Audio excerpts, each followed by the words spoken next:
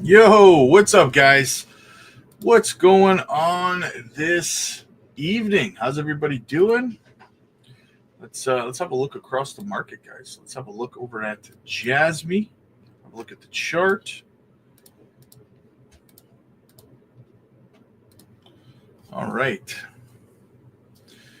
All right. What do we got? Matt, what's up, buddy? Good to see you, brother. Good to see you, man.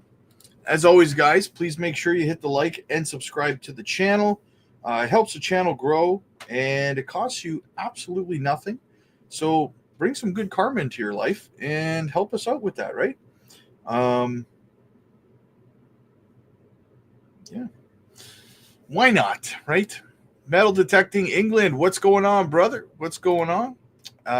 Hoping XCN will be better by next week. I think everything will be better by next week.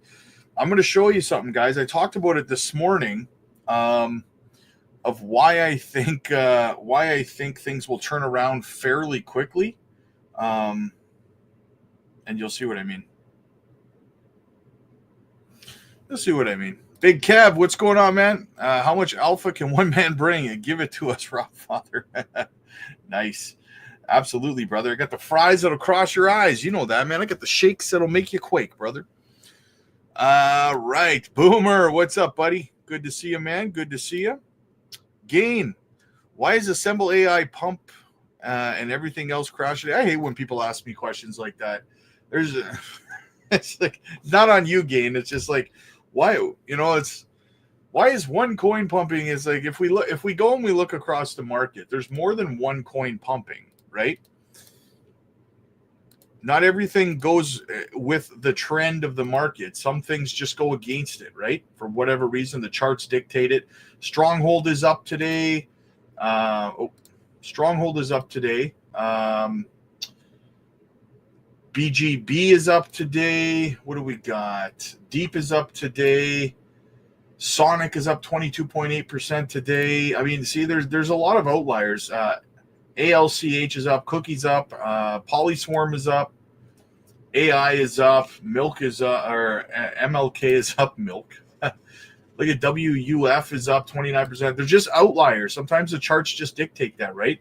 SBG, Major, Taucat, like there's lots, right? It's not one project.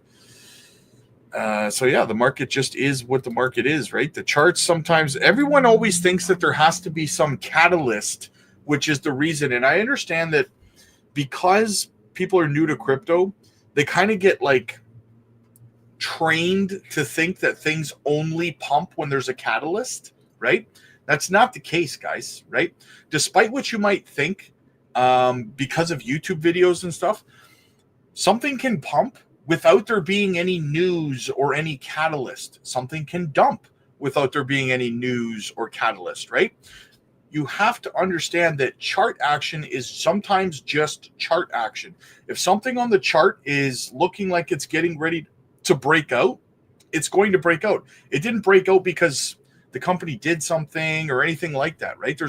So you have to untrain your mind to think that something needs a catalyst in order to pump. That's not the way it works, right?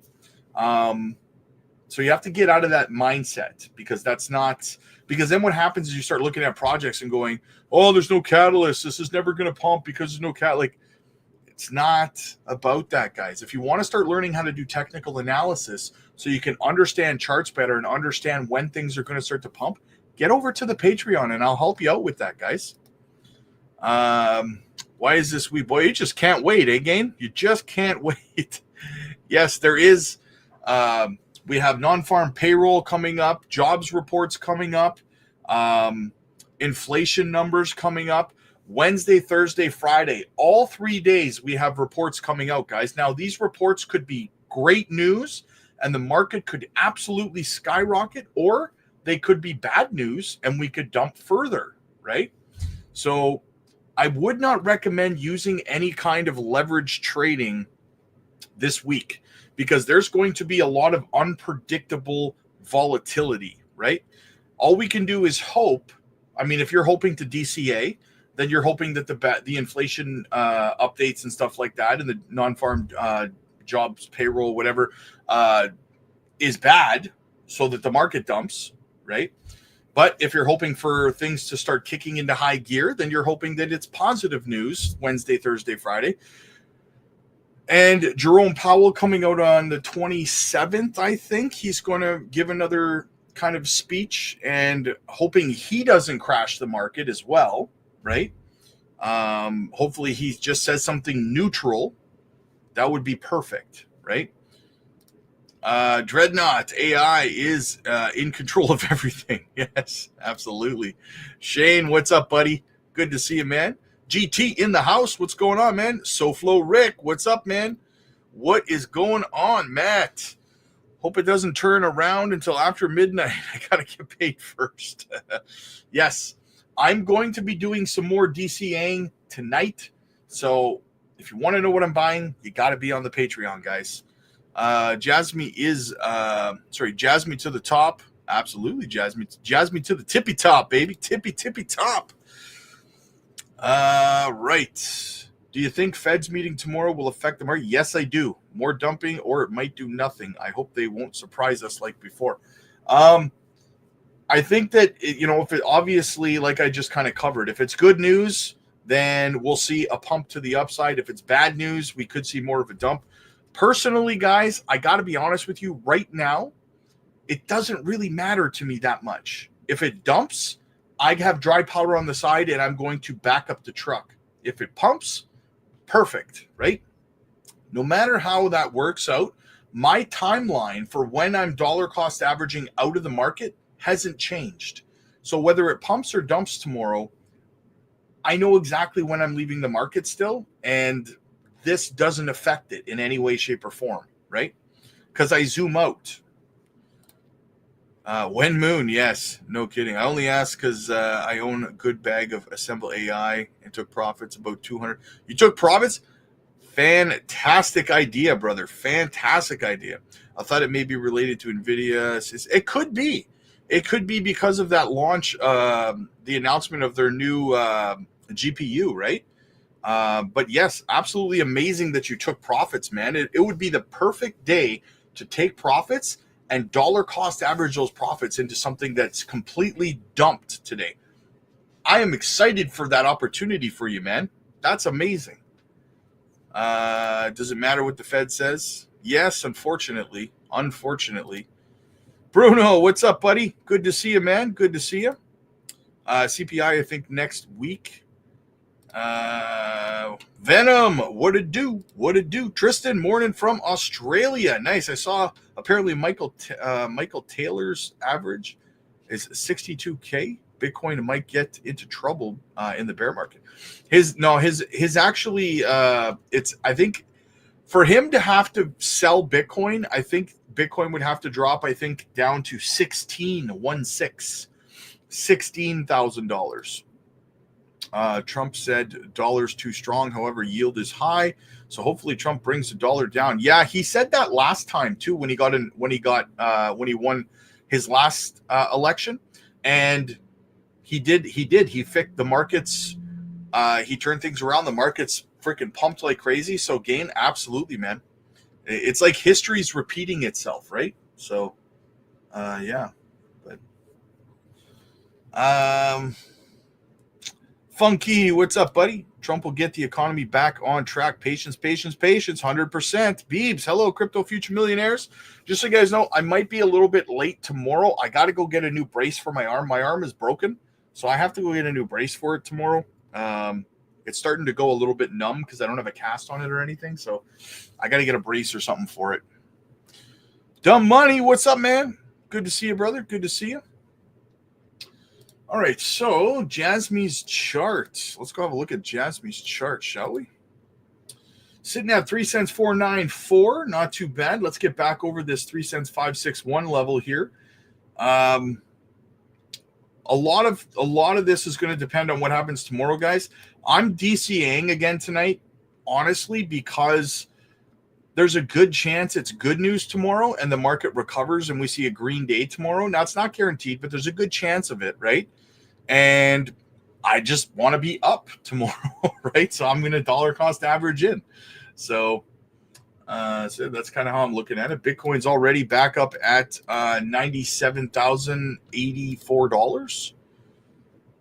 Beebs, in my opinion, the Fed will be dovish. With the new administration entering the White House, I believe the Fed will be tame. Yes, I agree. Or at least tame, or at least as neutral as possible until the new administration comes in, right? Don't try to shift the markets one way or the other. That would be a good idea for the Fed, right? Matt, no worries. Hope your arm feels better, man. Yes, me too, man. It's getting kind of crazy. Gain, time for bed. Good night, my friend. Have a good night, Gain. Thank you so much for being here as always, my friend. All right. What else do we have? Let's get into a video. Guys. Tariffs and immigration policy have bigger impacts than job reports, says Eric Rosengren. Go back to Squawk Box. The December jobs report due out Friday. It's going to be a critical piece of data ahead of the Federal Reserve's meeting at the end of the month. Joining us right now is Eric Rosengren, his former Boston Fed president. Eric, good morning to you. Let's talk about what you think we're going to hear towards the end of the week, and then let's get into the mindset of what you think Jay Powell is going to think about it, if you will. So for the labor report, I don't think there are going to be many surprises. I think we're still going to be pretty close to full employment, around 4.2%, and payroll employment will come in a bit under 200,000. But I think the real news is actually not coming from the data from December, but really what happens with tariffs and immigration policy once the new administration begins to make their decisions about what exactly the policies are going to be in those two areas. Okay, so that's the big question, though. I mean, we were talking about this Washington Post report this morning as it relates to this new administration, tariffs in particular, this idea that there's going to be tariffs across the board for what they're describing as critical items to our national security. How that's defined, I think, is going to be the big question. How do you think the Federal Reserve is supposed to think about all of this? And are they supposed to think about this ahead of any action or not? So the Fed's going to be driven by data. And right now, the core inflation already is pretty high. So if you look at the PCE, we're at 2.8%. If you look at the CPI, we're at 3.3%. And the Fed's own forecast was that at the end of this year, we're still going to be only at 2.5% for both total and core. So just based on the data, it makes sense for the Fed to pause. But the Fed does have to make a forecast. After the inauguration, there's presumably going to be more information about what the nature of particularly the tariffs are going to be. While the Fed's driven by data, the data is likely to be driven by some of the fiscal actions. And those fiscal actions in the short run are going to be driven by tariffs and immigration. In the longer run, we'll see the benefits potentially from deregulation and lower taxes. It will be good news if the Washington Post article is correct and there's going to be more flexibility on the tariffs, but I think it remains to be seen. Eric, the thing that I can't figure out, though, about that strategy, if you will, is whether that by default means the Federal Reserve is going to be late. That no matter what, if it has to be, I'm not saying it shouldn't be data dependent, but if by default you're suggesting that you can't really put into the mix of thought what this tariff situation is going to be, which maybe you can't because we don't know. But it also means that then you're going to have this lag effect, and you're going to wait, and then whatever happens, they're behind the eight ball. Yeah, I think most Fed, as the chair said in his press conference, many of the members did incorporate some movement related to what fiscal actions were likely to be. But I think you probably keep it at a relatively low number until you have some specifics. As just your last session just highlighted, there's some uncertainty even with China, which is probably where the tariffs are most likely to go up. The administration has talked about 60% tariffs. Those are very significant, enough that it's going to start causing a supply shock and cause people to really rethink how they do the supply chain. That doesn't change in just a quarter or a couple of quarters. That's going to be a major shift if people think this is a more permanent effect. In terms of the employment picture, and I know you said we're not going to have any surprises, if you were to look out over the next 12 months, what do you think employment looks like in this country, given all the things that we're talking about, DOGE and everything else? So again, it's very hard to determine just because the policy on the fiscal side has not really been clearly described. But in terms of the immigration policy, if a large number of people are deported, it's going to cause people to move to places they think they're less likely to be deported. And it's going to cause some shortages in places where labor for immigrants is particularly important. So construction, personal services, food preparation, food in general, I think are all going to be areas that would be affected. In terms of the tariffs, it's a distortionary tax, and depending on where the tariffs are determines how much of a distortion there is and what industries are most affected. So I think we, at this point, have to just wait and see. It's not that far to the inauguration. So we're only talking about a couple weeks more, and we should be getting some more information. Eric, thank you for your smart thoughts. Hope we can have this conversation in a couple weeks when we do know a lot more, and we can get your thoughts on all of that as well. Appreciate it. Nice to see you. Nice to There's a lot of uncertainty going around right now, guys, about not only the inauguration, but this week, what is going to happen, guys? What is going to happen? Good news, bad news, we will see. Pump, dump. I'm hoping for pump, obviously. MicroStrategy bought 258,320 Bitcoin worth $22 billion in 2024. How much did you buy? That's the question. He spent the whole year dollar cost averaging, man, the whole year. Props to him. Just an update, guys. 13 days until Gary Gensler steps down as chair of the SEC. You love to see that. You love to see that. All right, we got some news here. So Eleanor Tourette, wow, this is a big legal win for Coinbase. Judge Fialis has granted the company a very rare interlocutory appeal, which means she's allowing Coinbase to leave to make a request to the Second Circuit appealing the SEC's assertion that the company is violating federal securities laws by operating as an unregistered exchange and broker-dealer, as well as engaging with in illegal sale of unregistered securities through its staking program. Further, Fiala says the district court's proceedings will be halted in the meantime. Now Coinbase will bring its appeal to the Second Circuit for consideration. We have a follow-up article about this. Check it out, guys. Coinbase has granted significant advance in court clash with Gensler's SEC. Let's read the full article. So, a U.S. judge halted the case in which the exchange and the SEC are duking it out over an enforcement matter, and will let Coinbase chase a higher court appeal. Coinbase has been given an unusual chance to skip ahead in a U.S. federal court dispute with the SEC. When the judge granted the company's request to chase a narrow appeal of the regulator's accusations about trading crypto securities, if the U.S. Digital Asset Exchange can get the U.S. Court of Appeals for the Second Circuit to take its appeal and agree that the SEC was wrong about the accusations that Coinbase improperly handled the trading of unregistered securities, such a decision would echo throughout the wider crypto industry. Judge Catherine Fiala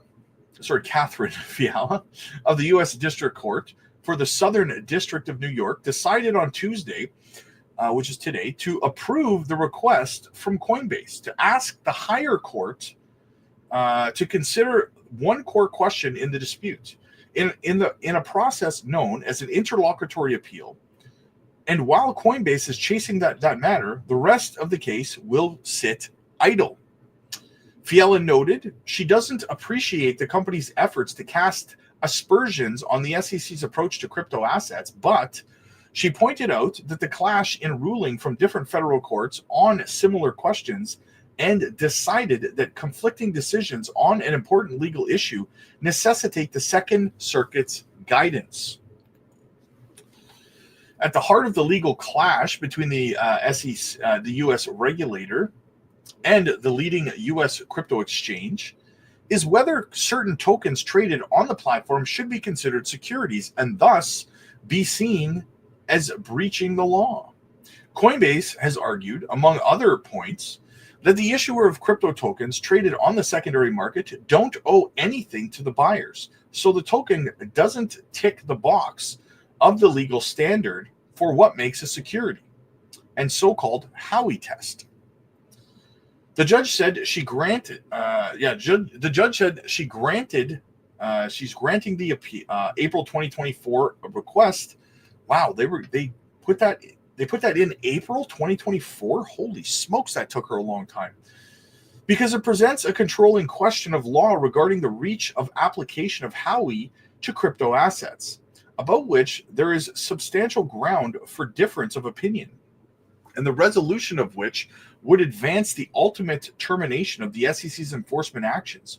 We appreciate the court's careful consideration, Coinbase legal officer Paul Graywall posted on social media on the second circuit we go. A spokesperson for the SEC, still run by crypto skeptic Gary Gensler, until he steps down as chairman when President Donald Trump is sworn in on January 20th, declined to comment on the latest ruling. In the end, this and other court disputes over what constitutes a crypto security could head towards the Supreme Court, but finally run into irrelevance if Congress passes a new law to define how the assets and their trading should be regulated in the U.S. That's what the industry is aiming for with this political operation and lobbying efforts, focusing on steering this year's new Congress towards more industry-friendly legislation. The SEC's leadership is also about to change hands to Republican control, which is likely to mean more openness to the crypto industry. A new agency chair could change the course of the it will change the course of the industry's actions. All of these cases, guys, in my opinion, they're all going to get tossed out. They're all going to get tossed out, right? So just delay it. It doesn't really matter because Congress is going to come in now that Donald Trump is in office, and we're going to see a lot of these cases just dismissed. Like Atkins is going to come into the SEC, and that's going to be it, baby. Exactly, Rob. I believe a pause isn't a bad thing. 100%, man. 100%. That Pulse Playa tired of this economic data affecting our ecosystem. Yeah, you know what, man? It's always been that way. It will always be that way, man. It affects the stock market the same way, man. David, time is money. In JASMY, we trust. At Gary's going away party, some games are bobbing the apples and pin the tail on Elizabeth Warren. Nice. All right, what do we got? Nobody has enough Bitcoin, but we can all truly appreciate the sats we do have. And then on the advice for those that feel like they don't have enough, listen, I feel like I don't have enough. Sailor feels like he doesn't have enough. Nobody has enough Bitcoin. Buy some damn clothes for your closet, dude. All right? Like if money is your time and energy in an abstracted form, nobody has enough time and energy. I want to live forever, but I can't. And I think that's kind of like the dilemma that we're all served with in life is we love life, but we don't get an unlimited amount of it. It's the blessing and the curse. The fact that we all know we're going to die is what makes our life valuable in the first place. All right? I know I'm going to die. And it's for that very reason that I'm going to wake up in the morning and watch the sunrise. Is that for dinner, I'm going to have a steak and not cupcakes. Is that I'm going to fall in love, build relationship, prioritize others. That's why I value my life, is because I know my life isn't forever. If I was going to live forever, I'd go to the gym in 10,000 years. I'd get married in 100,000 years. I'd think about having kids in 1,000,000 years, right? It's the finite promise of life that allows me to value mine. And it's the same is true with money. If there's infinite amounts of dollars, how are you supposed to value your paycheck right now? But it's that finite promise of Bitcoin, which gives this duality that's so beautiful, is I'll never feel like I have enough. But at the same time, I'm able to really, truly appreciate the sats that I have. You know, he's not wrong, but I can't help but want to tell him that he's grounded, right? So, Way of the Taco. Hey, yo, what's up, man? How bullish are we on Pith, Kaspa, and Hondo? Like mortgaging the house bullish or pocket change bullish? On Pith, Kaspa, and Hondo, I am mortgage the house bullish, my friend, but don't mortgage your house, okay? I am not in any way telling you to do that. But those are three of my big bags. So yes, I am extremely bullish on all three of those bad boys, man. Rob, do you think if they throw out the case against XRP, do you expect a pump of XRP? I'm assuming, yeah, you'll see some price action for sure. The thing is with XRP that just does the Ripple case that doesn't really, click with me is that like XRP is already not a security. We already have that legal clarity and it cannot be appealed. And there's a lot of misinformation out there about the fact that that is being appealed, and it's not, right? That's not being appealed. The secondary sales of XRP on the secondary market are not being appealed, right?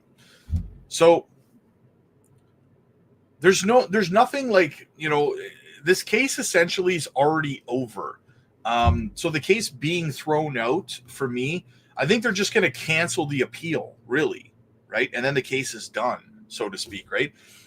Because the judge has already made a decision, I don't think you can technically say the case is being dropped or thrown out. The case is already kind of played out already. It's just in an appeal process right now. The SEC wants more money, but they're not going to get it, right? They're not happy with their, $200 million or whatever they got. So yeah. Dude looks like he's 12. Yeah, I know. My son's turning 5 and he looks older than him. Right? Jetpack, what's up, buddy? Hey, Rob, being that Swift has its own exchange and its own coin, what would be the equivalent of Coinbase having its own coin? A lot of people Coinbase could have its own coin. It would be the same as like Crow having their own coin. Right, Binance has BNB. It's a little bit different with Binance, but they have BNB. I mean, KuCoin has a coin. Gate.io has a coin. So it'd basically be the same as every other exchange, kind of like that, right? This Jack Fiella loves spewing nonsense. If we're all going to die anyway, like he said, then why does it matter how much BTC you own? These maxis love saying anything as soon as you put. Yeah, that's exactly. Yeah, you're not wrong, man. You're not wrong, but I don't know. He brings up good points from time to time, but again, I can't take him seriously because he looks 11, right? Right? So it gets difficult. Right. What else do we have? Check this out, guys. I wanted to play this for you guys. Here is, if you don't know who Pierre Poilievre is, he is the conservative leader who is, I think there's like an 80% chance he's taking over because Trudeau resigned. Now, Poilievre is extremely pro-crypto, and he's a conservative, right? So he's essentially he's like our version of Donald Trump, okay? And he's going to be taking over. So we couldn't be happier here in Canada. Here's him and Jordan Peterson. Check it out. Now, the problem with inflation, there's many problems with inflation, but one of them is that it particularly punishes people who are thrifty and who save. Yes. Right. So inflation punishes the people who forego gratification to invest in the future. That's right. Right. So that's a very bad idea. It's a horrible. Inflation is the single most immoral tax for so many reasons. One, it takes from savers and people who are trying to be responsible, thus making it impossible to be responsible. Right. Because you will, if you refuse to play the inflation game of borrowing money to buy things you can't afford, someone else inevitably will, and you won't be able to afford anything. Mm-hmm. Mm-hmm. So you ultimately have to act responsibly. It's like Milton Friedman was asked, what would you do with your money in times of inflation? He said, spend it. Right. Like the first thing you want to do when inflation is out of control is to make sure you get rid of this thing that's losing its value. The second reason it's immoral is it takes from the poor, because the poorest people they do not have the ability to buy inflation-proof assets like gold and real estate and fancy watches and art collections and fancy wines and things that go up with or even exceed inflation. So it's a very big wealth transfer from the poor and the working class to the very, very wealthy. A very small group of people actually get richer. So the socialist policies that provide goods and services to Canadians, let's say, or denizens of other countries, by printing money, actually punish the poor brutally. Oh, absolutely. In consequence of the inflation that they generate. Yes. I mein, all the socialist policies in practice redistribute from the working class to the super wealthy in practice. Mm-hmm. And I can prove that again and again and again. In theory. In practice. Yeah. In practice, all the redistribution that happens in these so-called socialist countries ultimately goes from the working class to the super wealthy. That is the reality. But just one last thing on inflation. The final reason why it's so immoral is nobody votes on it. The basic principle of our parliamentary system is the government can't tax what Parliament has not voted. The people no taxation without representation, right? But no one ever votes to have the money printing happen. And so the inflation is adopted secretly, and you blame the grocer because groceries are more expensive, or your local gas station because gas is more, or your realtor because when in fact it was actually the government that bid up all of those things with money printing, and you didn't even know about it. Mm-hmm. So it is silent. It's a silent thief that takes from the poor and gives to the richest people, and it destroys the working class. And that's why I want to crush inflation. We need a policy that seeks to stop inflation at all costs. Taxation without representation, absolutely. Jordan Peterson says he only eats steak unseasoned in water. It's the best diet, he said. I know his breath is crazy. Yeah, you're not wrong. You're not wrong. All right, what do we got? Let's get a little bit of after Pierre Poilievre. We got to get a little bit of Trump in there, right? Working with the Republican majorities in Congress will cut taxes, slash regulations, raise wages, and boost incomes at a pace the world has not seen before, and certainly not from our country. We had a big chunk of it for the first 3 years prior to COVID coming in my administration. We had the greatest economy in history. We cut the most regulations in the history of our country, and I did that all in 4 years, by 4 times more than any other president cut. We did that in 4 years, and we were just getting started. We'll impose new tariffs so that the products on our stores will once again be stamped with those beautiful words, "Made in the USA." And we are not treated well, as you know, by Canada.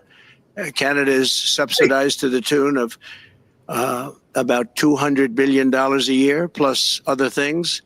They don't essentially have a military. They have a very small military. They rely on our military. It's all fine, but they got to pay for that. It's very unfair. I have so many. I feel attacked. Great friends. One of them is the great one, Wayne Gretzky. I said, "Run for prime minister. You'll win it'll take 2 seconds." But he said, "Well, am I going to run for prime minister or governor? You tell me." I said, "I don't know. Let's make it governor. I like it better." That's funny. Wayne Gretzky, Prime Minister of Canada. I wanted to show you guys this facts. You'll get a kick out of this, buddy. Look at this. I'm not playing the video, but look how strung out this guy is. This guy's the one out there trying to give financial advice. Look at him. I'm sorry, man. What a wreck this guy has become. I don't like to laugh at people, but he brings it on himself because he wrecks so many people. So many people. So he deserves the karma of that. Billionaire investor Ray Dalio shares his views on crypto and says, "I own crypto. I own some Bitcoin." My view on cryptos remain pretty much the same, and I'll articulate it.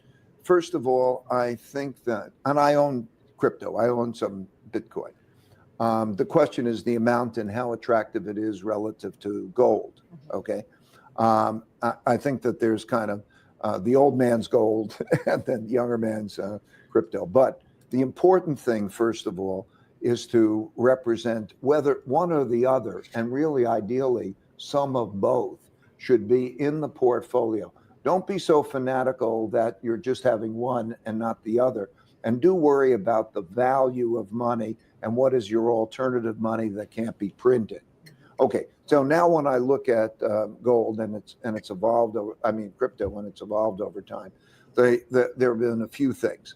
First of all, there's not the privacy element of crypto. Everybody can understand exactly what it is. You can tax it easily. So governments can easily tax it. It doesn't have the same element of that privacy. There's a saying that gold is the only asset you can own that's not somebody else's liability, meaning you have to depend on somebody else. You can own it and so on. Gold has always been a reserve currency in all times. It's the third largest reserve currency. In other words, the largest is the dollar, second is the euro, third is gold, and fourth is the yen. So it's always the currency that's being gone to. Right now, we're seeing a lot of central banks acquire gold. That's not the same as crypto, because crypto is different that way, because still, who controls it? Is it controlled behind the scenes, or do you have possession of it? And so for those reasons, I prefer gold to crypto. But I think the important thing is the recognition of the issue of do you trust the governments? And I think that to trust the governments, that they won't print the money to make the debt service easier is not the best move. So I'm, sort of anti-debt assets like bonds and so on, and I prefer the other. But I would say that should just be a portion of the portfolio. I don't want to get carried away with that. I would say that if you look at it as a diversifier, I think particularly gold is something that if you look at how it behaves in relation to inflation and also interest rates, it behaves in a way that's more understandable than Bitcoin. Bitcoin is more of a speculative element with this limited supply aspect to it. So, but if you look at that, it's an effective diversifier of the portfolio. If you take most other assets, stocks, bonds, real estate, and so on, they will generally have good times and they will do well. The gold and that is a diversifier. So you actually reduce your risk by having some in the portfolio, somewhere between 10 and 15% of the portfolio. Guys, some of the wealthiest people in the world are getting into crypto and Bitcoin. So whenever somebody asks you, oh, isn't it a scam? Is it a good idea? Should we be doing this? Or if you're sitting there wondering, questioning your decision to invest in crypto, really sit back and think for a second. The wealthiest people in the world are investing in crypto right now. Okay? You think that they're making a mistake because they're not going to put billions of dollars into crypto, on a risk that they think they're certain that they know what's going to happen. They're certain of it, guys, right? So don't ever question yourself in that aspect. BitBoy looks like a stone raccoon. I'm sorry, but if you get kicked off your own show, you're cooked. Nothing beats when the cops busted him and asked him who's in the truck, and he kept denying it because he knew his wife was watching. Oh, that was gold, man. Listen, I got to be honest, though. When I was watching that, I couldn't help but think to myself, man, honestly, that it was all like a script. He was doing it all as like a storyline to keep people entertained in a bear market. I really thought that that's what they were doing, because I figured there's no way someone could be this stupid in real life, right? turns out I was wrong. So, yeah. And listen, if it was all just like a script and a storyline that they had all written out and were playing out on YouTube, that would have been genius. That would have been genius, right? Turns out he's just stupid, though. So I guess not, right? What else do we got? Paul Barron Network. I was watching this earlier today, guys. It's going to happen very fast. It's not like Congress, he says. Listen up. So it's going to happen very fast, because the difference between the states and the federal government is the states are, the vast majority of them are part-time. So they meet for 3 months, 4 months, 5 months, and then it's over. And sometimes they only meet once every other year for a general session. So in those types of states, you're going to see this either sink or swim. It's going to happen or it's not going to happen. And it's not like Congress where they can wait a year, 2 years, 3 years, 4 years to even get a hearing. I tell a lot of people, I never say this. I never say I'm 100% confident or I'm nearly guaranteed that it's going to happen, because the policy process, as I mentioned before, is wrought with potential landmines. However, there is one state that we are working with. There's a task force of lawmakers that get together and they say, okay, let's get together, let's pregame, let's figure out what we want to do, and we'll vote in this task force on what bills we want to put forward. Well, every single bill that has ever gone through that task force has been approved by that task force has passed into law. And our strategic Bitcoin reserve legislation just passed out of that task force. So what are the odds over all the years that we're the only bill that doesn't pass into law? These bills are going to pass very quickly, guys. That's what he's talking about here. Peeps, remember when he said Bencoin would be a top 20 project? Yeah. It's funny because he's now, as I said before, he's now under investigation from the CFTC for Bencoin. So this is the part that you really have to think about, guys, right? And that is that this guy, right, is giving out financial advice to people, right? People are watching him, and he's acting like he's the smartest guy in crypto and all that stuff. Do you really want to listen to a guy who's under investigation by the CFTC for fraud and for rug pulling a project that he shilled on his followers, right? If you were to go into his chat in a live stream right now and ask him what's going on with Bencoin, he would just block you. He won't even talk about it because his lawyers won't let him, right? Because he's being investigated. Do you really want to listen to someone who's being investigated by the CFTC? Like, might not be a good idea to do that, right? I recently asked him how Bencoin is doing and if he changed the world yet, and he said he blocked me. Yes, exactly, fact. That's what I was saying. If you mention Bencoin to him, he'll just block you, right? But it was apparently the greatest thing since sliced bread, right? So, yeah, like, it's crazy, man. It's crazy. The dude is crazy. Let's get an update on the liquidation chart. Let's see what's going on out there, guys. Look at all that leverage. Look at a lot of the 100x leverage is kind of gone, though, dissipated. But we could go all the way up to $102,800. If we were to jump up there, we would liquidate $943.96 million worth of shorts. So there could be, guys, there could be a short squeeze. And we could see, if we see good news tomorrow, right, come out, and then we could see the market manipulators go after these shorts and liquidate them and shoot us back up to around $102,000, right? Don't be shocked. It's not a guaranteed 100% thing that it's going to happen, but there is a 50-50 shot that it will, right? So it's like we look at the market right now and we're like, oh, it's devastating, man. It's devastating, right? And listen, we could go lower. It could be bad news tomorrow and we could go lower, right? But it's just as possible that we come right back up again and short squeeze all of those shorts, right? All of that leverage trading. Very possible, guys. Very, very possible. So keep your eyes peeled for that.